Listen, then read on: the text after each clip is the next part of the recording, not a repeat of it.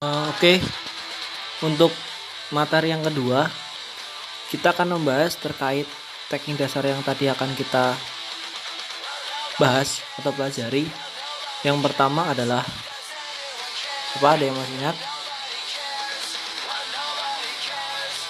Pertama adalah melempar atau lemparan. Yang kedua adalah penggunaan jenis pukulan swing dan bend untuk mencetak poin. Yang ketiga adalah cara menangkap. Oke. Ya. Coba akan kita bahas dulu. Untuk nanti videonya silahkan kalian bisa buka di YouTube, sangat banyak sekali referensi terkait analisis teknik geraknya. Di sini saya akan bahas tentang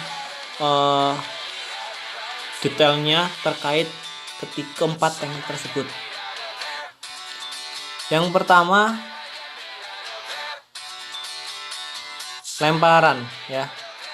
Kita loncat dulu. Yang pertama lemparan. Melempar atau throwing. Ada lemparan atas, overhand throw. Analisisnya sudah ada, posisi persiapan, gerak awalan, gerak melempar bola. Ya, di sini sudah ada bentuk dari lemparan atas. Terus yang kedua adalah lemparan samping, side wide throw.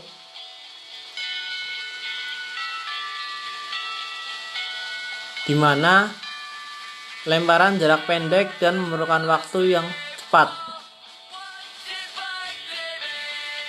Perbedaan antara lemparan samping dengan lemparan atas adalah pada waktu melempar lengan bawah kurang lebih sejajar dengan tanah, namun tetap memerlukan lucutan pergelangan tangan. Oke. Yang kedua adalah lemparan bawah atau underhand throw. Lemparan bawah dapat digunakan saat keadaan darurat, di mana diperlukan waktu yang sangat cepat dan tidak sempat untuk mengambil sikap lain.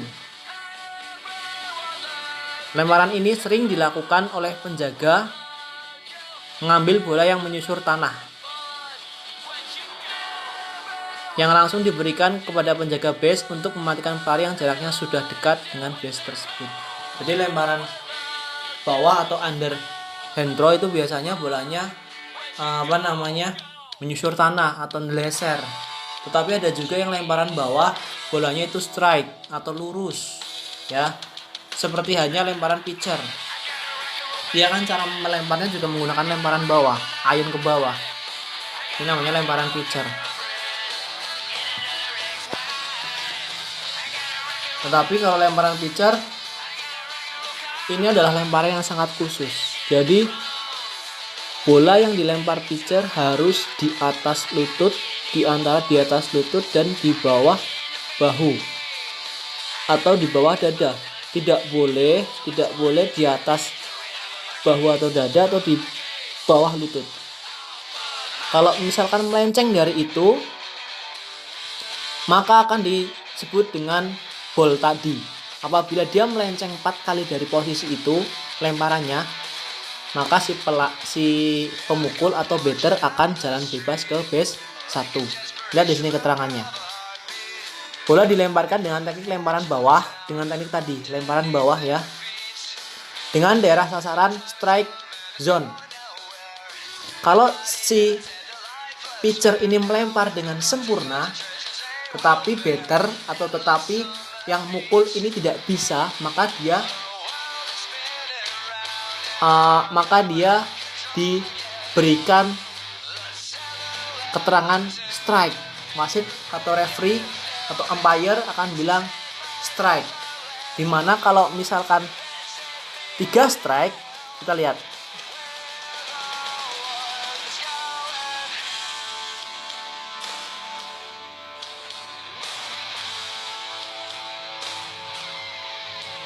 Kalau 3 strike, maka si pemukul, dia akan mati.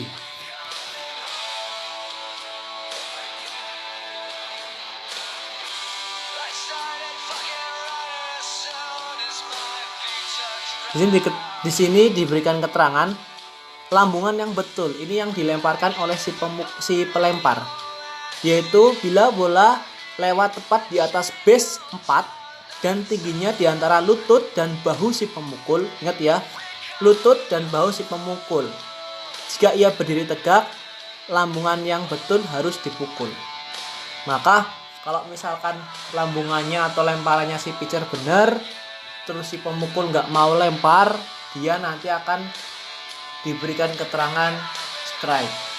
Misalkan strike 1 ball 0 atau strike 1 ball 1, artinya si pelempar mendapatkan 1 kali kesempatan benar, si pemukul mendapatkan 1 kali kesempatan yang dilakukan oleh si pelempar yang salah, seperti itu.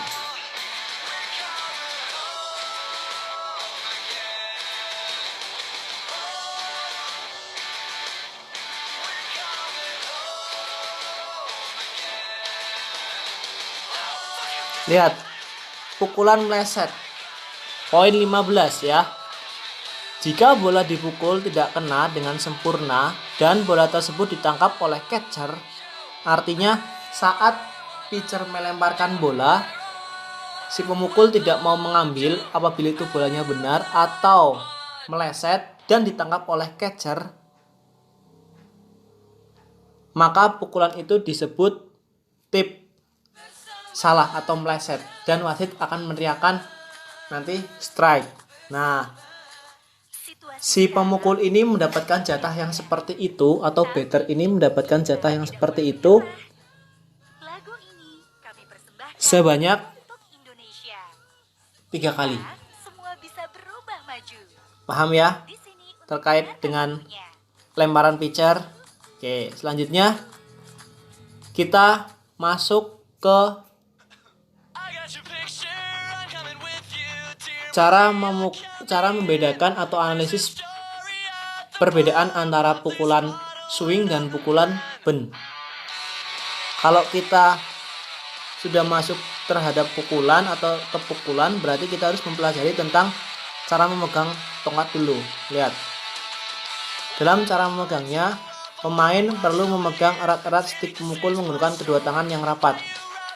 Kalaupun ingin sedikit lebih renggang pun tak masalah. Posisi tangan kanan harus berada di atas tangan kiri ketika menggenggam stik pemukul. Sementara untuk jenis teknik memegang stik pemukulnya hanya ada 3, yakni pegangan atas. Lihat, pegangan atas yang poin C, terus pegangan bawah yang poin A ya, dan pegangan tengah yang poin B.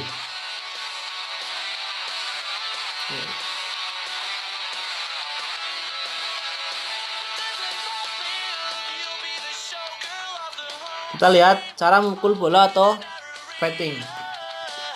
Kalau memukul bola namanya batting, kalau misalkan si pemukulnya namanya batter. Jadi kalian jangan kualik-kualik, jangan terbolak-balik ya. Yang pertama adalah yang tadi akan saya bahas atau kita bahas, pukulan swing. Memukul bola dengan ayunan swing adalah pukulan yang sebenarnya dalam permainan softball karena tidak ada tipuan seperti pukulan bend. Jadi ini pukulan yang sebenarnya.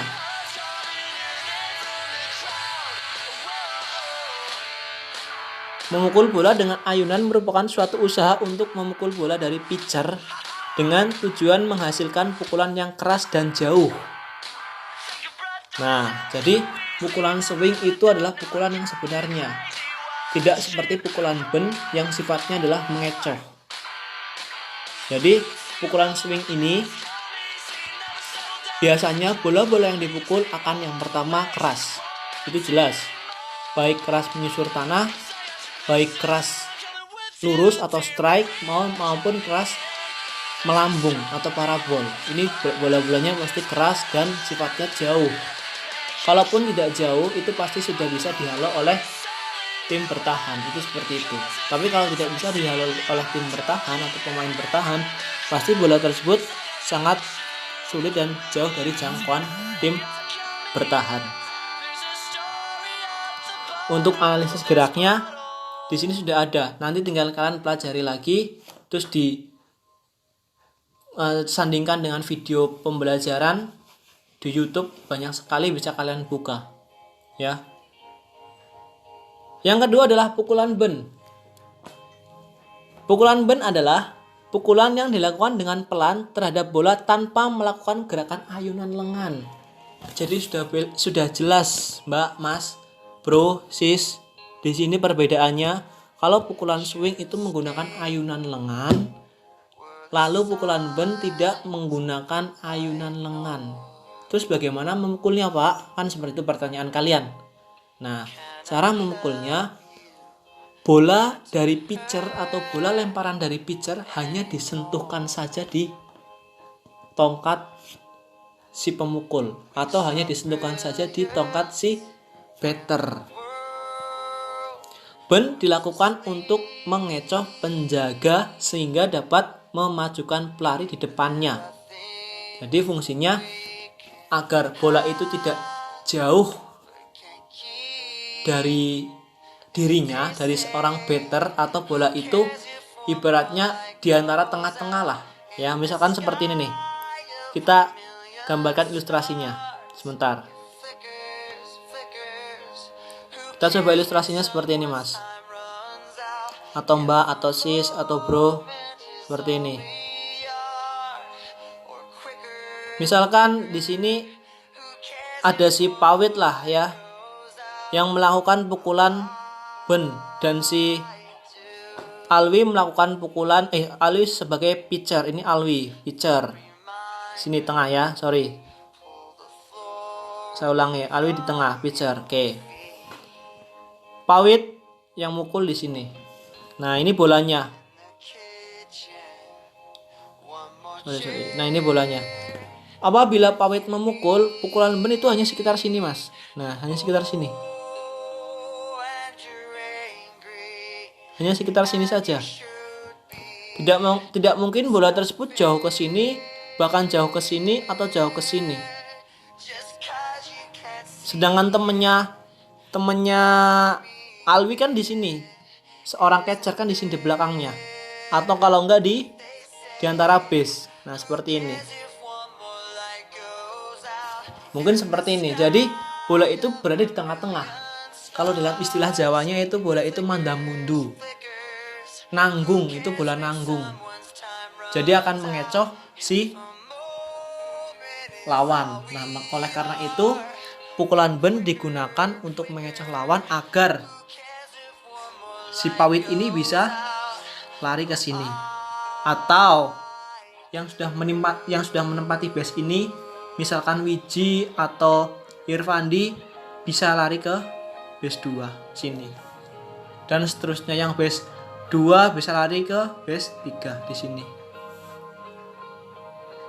Tetapi sangat riskan apabila si pelari base 3 ini kembali ke sini, karena otomatis kalau bola di sini tuh sangat dekat dengan home base.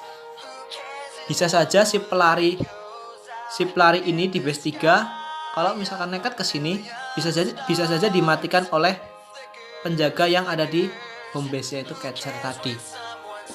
Oleh karena itu, pukulan ben hanya digunakan untuk memajukan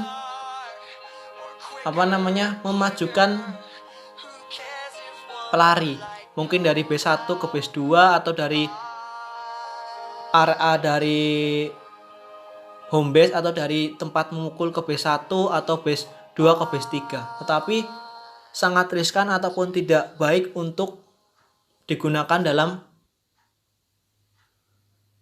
base 3 menuju ke base 4. Biasanya untuk memulangkan dari base 3 ke base 4 menggunakan pukulan swing tadi, yang dimana arah bolanya itu pasti kalau tidak jauh ya keras. Mungkin bisa keras menusur tanah atau bisa keras parabol.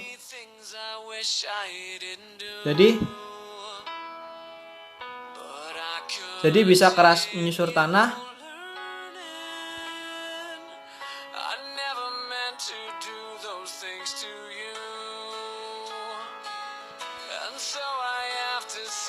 atau bisa keras parabol seperti ini, keluar sini.